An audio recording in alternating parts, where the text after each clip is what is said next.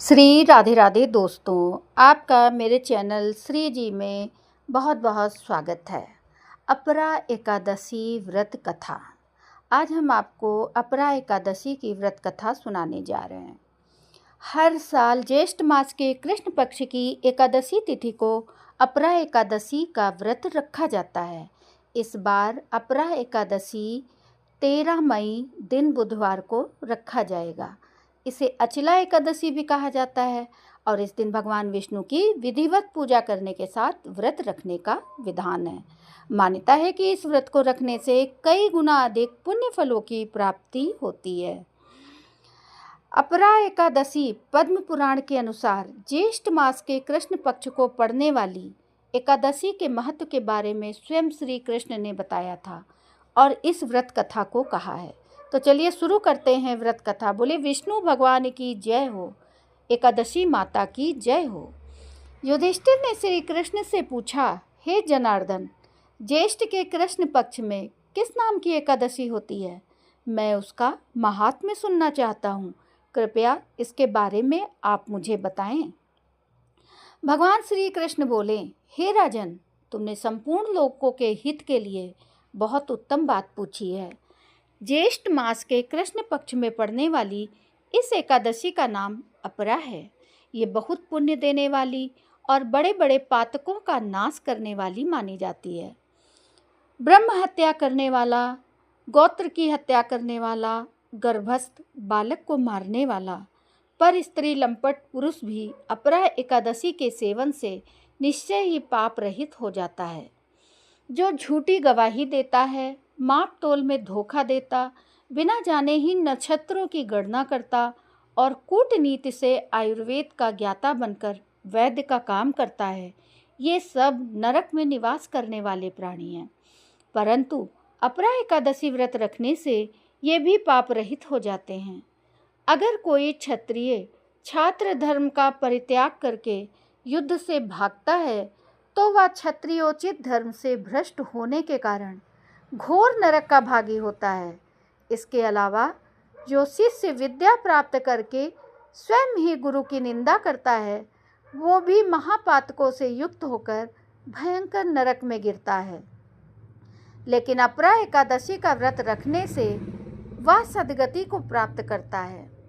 माघ में जब सूर्य मकर राशि पर स्थित हो और उस समय प्रयाग में स्नान करने वाले मनुष्यों को जो पुण्य होता है, काशी में शिवरात्रि का व्रत करने से जो पुण्य प्राप्त होता है, गया में पिंडदान करके पितरों को तृप्ति प्रदान करने से पुण्य मिलता है, बृहस्पति के सिंह राशि पर स्थित होने पर गोदावरी में स्नान करने वाला व्यक्ति जो फल मिलता है, बद्रिका आश्रम की यात्रा के समय भगवान केदार के दर्शन से तथा बद्री तीर्थ के सेवन से जो पुण्य फल उपलब्ध होता है, इसके साथ ही सूर्य ग्रहण के समय कुरुक्षेत्र में दक्षिणा सहित यज्ञ करके हाथी, घोड़ा और स्वर्ण दान करने से जो फल मिलता है, इतना ही सब मात्र अपरा एकादशी का व्रत रखने और विधि विधान से पूजन करने से फल मिल जाता है। इस दिन व्रत रखने के साथ भगवान वामन की पूजा करने से मनुष्य सब पापों से मुक्ति पा जाता है। इसके साथ ही श्री विष्णु लोक की प्राप्ति भी होती है और इस व्रत कथा का पाठ करने या फिर सुनने से सहस्त्र गोदान का फल मिलता है। युधिष्ठिर ने कहा, जनार्दन, अपरा का सारा महात्म्य मैंने सुन लिया, अब कथा भी सुना दीजिए। श्री कृष्ण कहते हैं, हे राजन, प्राचीन काल में महीध्वज नामक एक धर्मात्मा राजा था, लेकिन उसका छोटा भाई वज्रध्वज बड़ा ही क्रूर, अधर्मी तथा अन्यायी था। वह अपने बड़े भाई से द्वेष रखता था।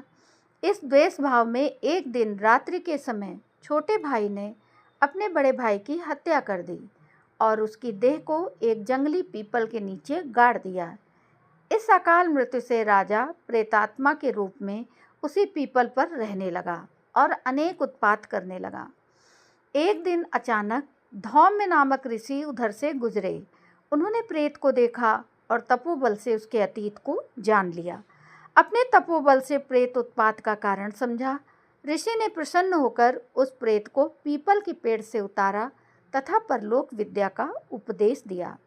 दयालु ऋषि ने राजा की प्रेत योनि से मुक्ति के लिए स्वयं ही अपरा एकादशी का व्रत किया और उसे अगति से छुड़ाने को उसका पुण्य प्रेत को अर्पित कर दिया। इस पुण्य के प्रभाव से राजा की प्रेत योनि से मुक्ति हो गई। वो ऋषि को धन्यवाद देता हुआ दिव्य देह धारण कर पुष्पक विमान में बैठकर स्वर्ग को चला गया। हे राजन, ये अपरा एकादशी की कथा मैंने लोकहित के लिए कही है। इसे पढ़ने अथवा सुनने से मनुष्य सब पापों से छूट जाता है। तो बोलिए विष्णु भगवान की जय हो, एकादशी माता की जय हो। अब जितने भी भक्तजन इस कथा को सुन रहे हैं, आगे विष्णु भगवान की आरती करेंगे। तो चलिए शुरू करते हैं विष्णु भगवान की आरती। ओम जय जगदीश हरे, स्वामी जय जगदीश हरे। भक्त जनों के संकट क्षण में दूर करे। ओम जय जगदीश हरे। जो ध्यावे फल पावे, दुख विन से मन का। सुख संपत्ति घर आवे, कष्ट मिटे तन का। ओम जय जगदीश हरे। मात पिता तुम मेरे, शरण गहूँ मैं किसकी। तुम बिन और न दूजा, आस करूँ मैं जिसकी। ओम जय जगदीश हरे। तुम पूर्ण परमात्मा, तुम अंतर्यामी। पार ब्रह्म परमेश्वर, तुम सबके स्वामी। ओम जय जगदीश हरे। तुम करुणा के सागर, तुम पालन करता। मैं मूरख कल कामी, कृपा करो भरता। ओम जय जगदीश हरे। तुम हो एक अगोचर, सबके प्राणपति। किस विध मिलूं दया मैं, तुमको मैं कुमति। ओम जय जगदीश हरे। दीन बंधु दुख हरता, तुम रक्षक मेरे। अपने हाथ उठाओ, द्वार पड़ी तेरे। ओम जय जगदीश हरे। विषय विकार मिटाओ, पाप हरो देवा। श्रद्धा भक्ति बढ़ाओ, संतन की सेवा। ओम जय जगदीश हरे। तन मन धन सब है तेरा, स्वामी सब कुछ है तेरा। तेरा तुझको अर्पण, क्या लागे मेरा। ओम जय जगदीश हरे। जगदीश्वर भगवान जी की आरती, जो कोई जन गावे। स्वामी प्रेम सहित गावे। राधा कहत शिवानंद स्वामी, रटत हरि हर स्वामी।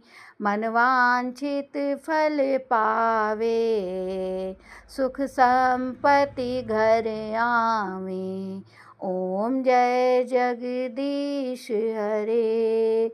ओम जय जगदीश हरे। स्वामी जय जगदीश हरे। भक्त जनों के संकट क्षण में दूर करे। ओम जय जगदीश हरे। बोले विष्णु भगवान की जय हो। बोल जय सत्यनारायण भगवान की जय हो। जय एकादशी माता की जय हो। इसके बाद सभी लोग भगवान को भोग अर्पण करेंगे और स्वयं प्रसाद लेंगे, तब अपनी अपनी जगह से उठेंगे और मेरे चैनल को सब्सक्राइब भी करेंगे। धन्यवाद दोस्तों।